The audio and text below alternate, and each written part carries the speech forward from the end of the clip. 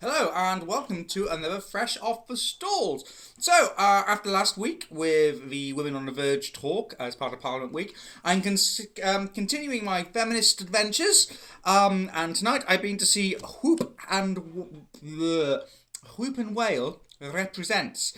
And I'll tell you what that is. So, theatre company Knees represents and Whoop and Wail have got together to launch, and this is the launch of a brand new sort of new writing initiative.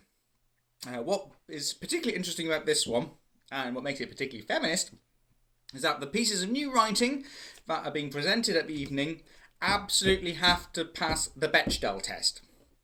Now, the Bechdel test is a test, obviously, where you have to have two female characters talk to each other about something that isn't men.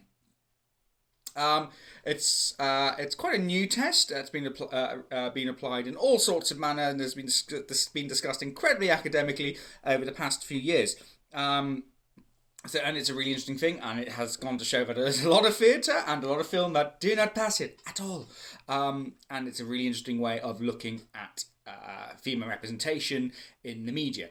But anyway, that's what this is. So six new pieces of writing must pass the Bechdel test. So I did toy with going through them and saying whether I thought they passed the Bechdel test or not. But as much as I identify as a male feminist, I can sometimes get it wrong. I'm not going to say I'm perfect. Of course, my empathy is always going to reach my limit because I have a penis.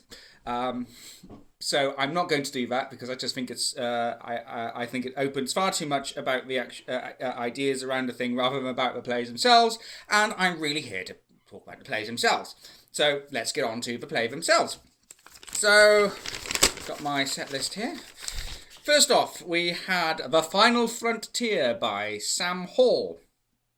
This was interesting. I liked how it started. It kind of toyed a bit with sort of ideas of females in theatre and in stories and in the media.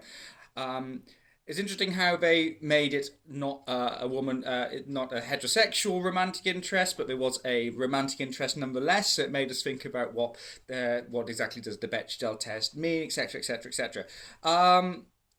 Quite quirky.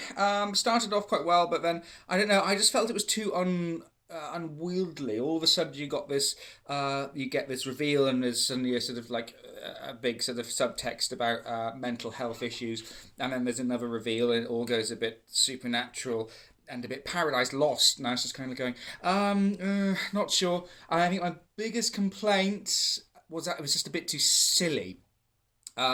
It was, I said, the idea was really interesting, and it did some interesting things there, but I just felt it was a bit too silly. So, The Final Frontier wasn't the best start to the evening for me. Thankfully, it picked up with Three Women in a Music Box by Dan Horrigan. I really, really, really loved this piece. It's about three women who live in a teenager's music box, and this teenager keeps posting on questions. And the three women discuss them and give it answers back.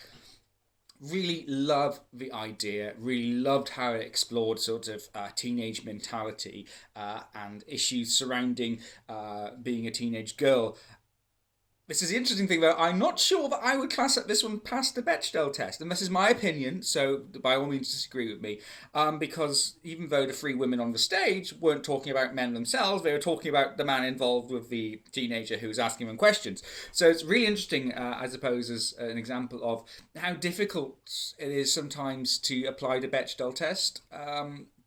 And sort of and it kind of shows its flaws as well. Like how long do you have to be talking about something that isn't men, and how much involved does that romanticism with a man need to be, especially as like women have relationships with men. It's a fact, it happens. We just the Bechdel test is there to make sure that that's not the only way they're represented in the media. But anyway, enough about all that stuff, which is really important, and I'm probably just not really qualified, especially by myself, to speak about that. But yeah, really, really loved it. I thought theatrically, the little writing tricks as well, especially with getting the characters to interact with the audience, including a rather scandalous defamation of my character. Good grief, it was salacious. It was all in good fun. It was really heartfelt. It was really tender. And just wonderful. It was one of my favourite pieces of the evening. Even though there is some contestation of how well it passes the test, but these are conversations we need to be having. So well done. Last up in the first act was Cause for Alarm. Oh God, it's alive! Cause for Alarm by Deborah Clayman. I kind of okay. That initial reaction probably tells you a lot more than I'm probably going to end up trying to be diplomatic about. It was. I don't know. It felt a bit soap opera, although some interesting themes. What I liked about it was the ambiguity it created. And I love the fact that it came to a climax that was quite sinister. But I don't know. I just felt it was drama llama. So I felt someone had let the drama llama in. I thought some of it was just a bit too over the top. I think some of it was a bit too maudlin. I think it would have been better with a stronger cast. I'm not going to name any names. I don't think it's ever constructive to shame any actors. But there's one actor in particular which I think could have done with a lot more confidence and a lot more exuberance in the role. They came across as very. Quite weak compared to some of the other actors on stage as well. So it's really interesting. Again, not sure if this patches the Bechdel test because a lot of it was centered around the main character's relationship with a man. Although really interesting. I said love the slight reveals, love the enigma around it, but I just felt it was a bit too dramatic, and that's my thing. I said I would never not go to say whether I'd think the piece has patched the Bechdel test or not. I'm doing that anyway, but that's good. As I said, these are conversations which should be prompted by these plays. On to the second half. On the Horizon by Adam Hughes. It's a piece that looks at how superficial the media is when it comes to women. So you've got this girl who's on the cusp of stardom, and a sort of like PR manager behind it all, trying to pull the strings and trying to make it work. Interesting in a concept. Certainly passes the Bechdel test. They don't speak about relationships with men at all. But it kind of it goes through sort of how vapid the media industry is, especially when concerning women, but it doesn't really say anything new, and I just felt the piece was as empty as the industry it was trying to send up itself. However, I really love the actors. I thought Amanda Croft, especially as the sort of PR manager, had a real dominance and a real sort of I don't want to say sleazy, because sleazy conjures up something sexual, and there wasn't much sexual about it at all. What's the word I'm looking for? I think very sly, very snake-like. I'm running out of adjectives because it's late and it's cold. The cold does not do good things to her. So, loved her dominance on the stage in her role, and especially compared against Amy Flight as Chloe, as a sort of slightly dim-witted, but still sort of very grounded sort of starlet.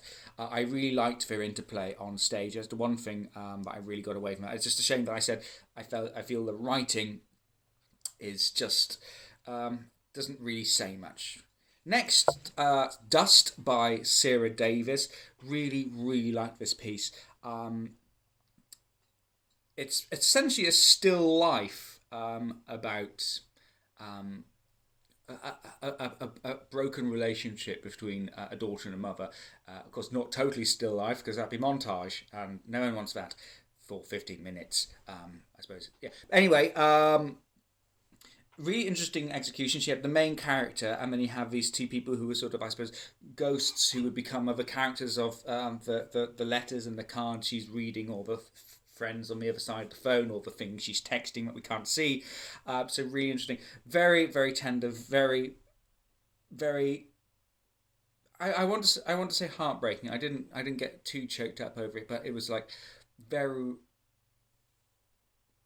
yeah, it was very emotional. It was a really sort of lovely piece, but not overly emotional, dramatic. Very very subtle, very human.